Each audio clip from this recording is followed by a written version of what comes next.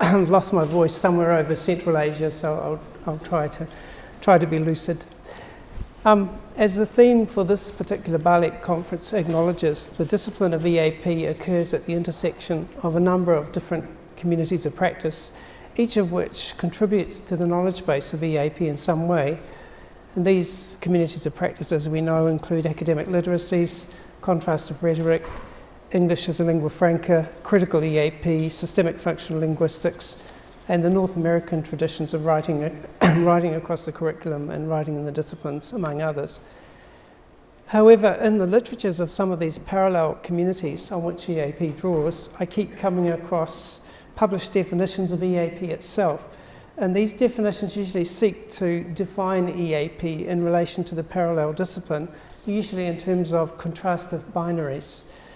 Things such as EAP focuses on text rather than context, or EAP being normative rather than transformative, or EAP being accommodationist rather than critical, and so on. And furthermore, I find that these external definitions of EAP are becoming quite reified by being regularly quoted by multiple writers and speakers.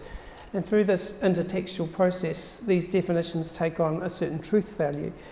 So faced with this trend, I feel that now it's important for the EAP community itself to review and consider the underlying constructs of EAP and what it involves in order to assert a clear representational vision of its own field. Excuse me. And part of this process will involve clarifying the nature and extent of the contributions from the different parallel fields to the knowledge base of EAP itself. I'm going to be talking a little bit more about the knowledge base in the next paper, which is now straight after this session, which I'm co-presenting with Alex Ding. But in this paper, I just want to address the issue of definitions of EAP. And my paper really just has two parts. Firstly, I consider how EAP is currently defined and represented within EAP itself by other communities of practice and in university promotional discourses such as advertising. And then I would like to conclude by discussing some possible issues and constructs to consider when we're thinking about defining or redefining our field. So in order to examine the different approaches to defining EAP, I gathered and manually analysed 3 small samples of about 10 texts each from different domains, which included definitions of EAP that I could find. Specifically, I looked at definitions in texts from the field of EAP itself, in journals and books, in the literature of other communities of practice that include representations of EAP, and in advertising texts such as from university websites that introduce and promote EAP courses. So my analysis really just involved examining the text of each sample to identify the ways in which they define and construct EAP. And the first set of definitions is from EAP's own literature, and probably the most quoted definition is one which I've got here from Flowerdew and Peacock, who describe EAP as the teaching of English with the specific aim of helping learners to study, conduct research, or teach in that language. This definition describes EAP in terms of the end goals of its students, but avoids identifying what the field covers in terms of its content and processes. So in addressing this issue, I looked further into definitions from EAP's own literature, books, journal articles, editorials from 1975 through to 2016. And here I found that defining characteristics of EAP appear to change somewhat over time, but 4 key characteristics emerge from these definitions. The first and most frequently mentioned was EAP is concerned with the development of study skills, and I found that study skills development, the development of study skills was mentioned in 8 of the 10 definitional texts. In particular, the definitions in the earlier EAP texts emphasised this strongly, and I've just quoted from 3 of them here: communication skills for study purposes, and then from Andy Gillett's writing 20 years ago, language study skills will form an essential component. And Dudley Evans and St John say EAP is any English teaching that relates to a study purpose. Students may need help with both the language of academic disciplines and the specific study skills required of them. The second of the 4 characteristics in the definitions of EAP was that it's concerned with the development of discourse competence. And this was mentioned in 6 of the 10 definitions. The first Jeep editorial in 2002, when outlining the scope of the field of EAP, placed a much stronger emphasis on understanding and teaching the discursive influences that shape language use in specific academic contexts. And I just quoted from their definition there: English for academic purposes refers to language research and instruction that focuses on the specific communicative needs and practices of particular groups in academic contexts. It means grounding instruction in an understanding of the cognitive, social and linguistic demands of specific academic disciplines. And from the EAP Essentials book, EAP teachers try to prepare students as fully as possible to benefit from the methods of teaching and learning that they'll meet at university. A major part of this preparation is the acquisition of academic language that will be used in the lectures, reading materials, discussions and seminars. The third most frequently occurring defining characteristic was that EAP is concerned with the development of the knowledge of genre and conventionalised tasks. And this was mentioned in 5 of the 10 definitions, or 5 of the 10 texts. Especially during the last decade, definitions seem to have placed more emphasis on developing knowledge of academic genre and conventionalised tasks, as I said. Again, the first one I've quoted here is from the EAP Essentials book. Content is limited to academic discourse, emphasis on academic style, academic vocabulary and associated grammar and discourse features. Text choice is based on academic genre. And my own definition, 2011, this study will be centred on the texts, spoken and written, that occur in academic contexts and will include the discourses and practices that surround and give rise to such texts.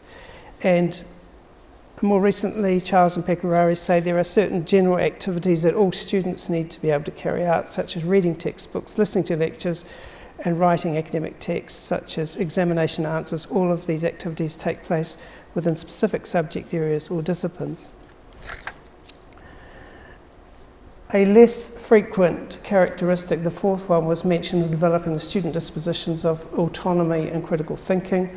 I've found this only in 2 of the definitions from my small sample, again from the EAP Essentials book. Study skills are emphasised and made explicit, particularly learner independence and cognitive skills, especially critical thinking. And from Eddie de Chazal's book, yet there are many more skills and competencies such as critical thinking skills, study skills. Also, EAP is concerned with the development of student autonomy and independence. So you can see here that even in the field of EAP itself, definitions seem to have been evolving and have changed somewhat in terms of the different areas of knowledge development that are seen as falling within the field of EAP. The second sample of texts was from other communities of practice that contain definitions of EAP. And as I mentioned, definitions in the literatures of other communities of practice often tend to describe EAP in terms of these contrastive binaries, such as it being textual rather than contextual, pragmatic rather than critical, and so on. The claim that appeared most frequently in this second sample of definitions was that EAP is textual and linguistic as opposed to being contextual and ethnographic. This occurred 8 times in the texts of this sample. In particular, academic literacy theorists claim that EAP practitioners see texts as stable, relatively fixed forms. They seem to suggest that EAP is excessively concerned with developing the writing skill and is overly preoccupied with linguistic characteristics and the organisation of texts. And the first, I've just put a couple of their quotes here. Lillis and Curry say that Acklit's theorists define their field as outside of and possibly in opposition to the strongly textualist tradition towards the academic writing of users of English as additional language, reflected most strongly in the transnational pedagogy and enterprise of English for academic purposes. Similarly, writers in the North American rhetorical genre studies tradition often repeat the trope that characterises genre as static formulas. And a writer from this tradition says, and I've quoted her here, EAP genre studies have therefore elucidated linguistic patterns and levels and types of academic writing, but have focused less on how such patterns relate to socio-rhetorical details of particular writing tasks. I'm not going to comment on these, but I think they kind of speak for themselves, and I'll just make a few comments at the end.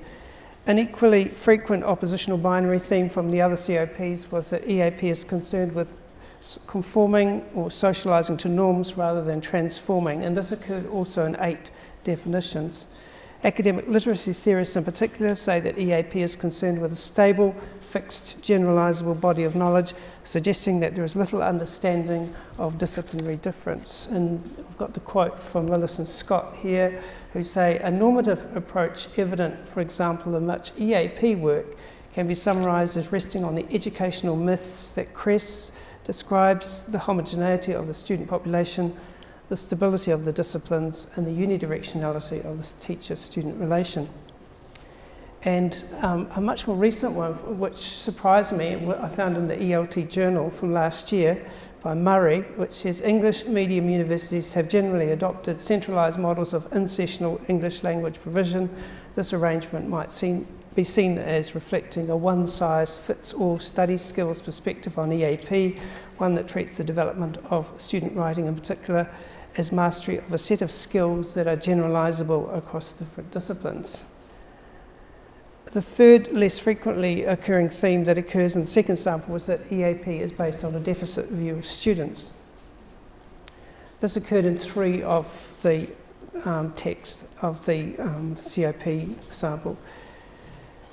Hathaway, it supplies international students with knowledge and competencies that they need or lack. It operates on a deficit model with the unstated implication that home students already have these competencies.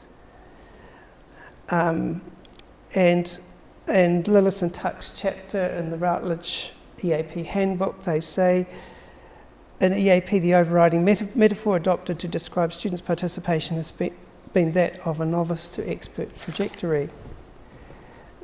The third sample of definitions was from the promotional literature. These were from promotional or marketing definitions taken from university websites or brochures that promote EAP courses to their potential students or their agents.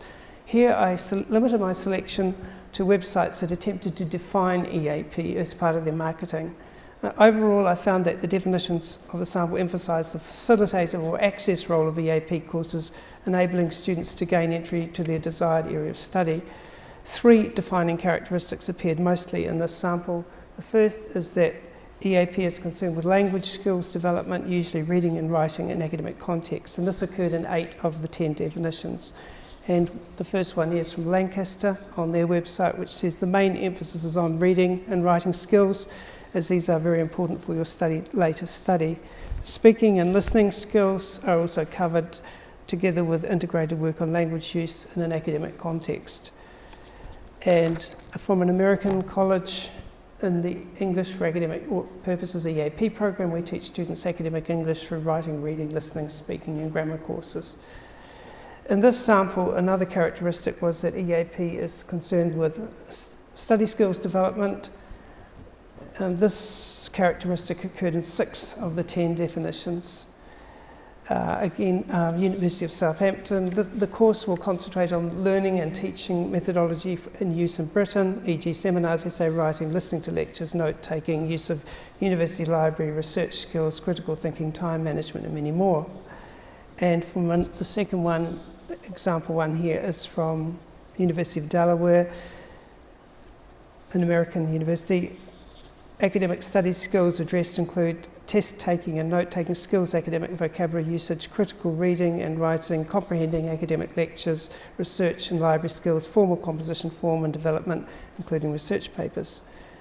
A third, less frequently occurring characteristic in this sample was that EAP is concerned with language in academic contexts. Again, Lancaster, language development, this is an integral part of all course components. The focus is on how language is used to express different meanings in academic contexts, especially in academic writing. And again, Southampton, the course is designed to increase your confidence and fluency in language use in formal and informal academic contexts. So just thinking about all my definitions, thanks Paul, My overall conclusion from this small study is that there's a need for the EAP community itself to review and reconsider the underlying constructs of EAP, beginning with its role in universities and the premises on which it is based in order to assert its own representational vision of the field. Part of this representational review process could perhaps involve considering the relationship of EAP to and the extent of contributions from the other communities of practice.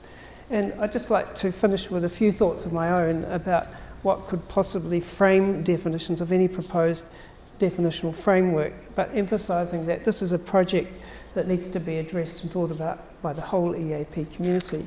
And I think, given the fact that I think EAP is often misrepresented in the literatures of these other communities, I think it's quite an important project. So just some considerations.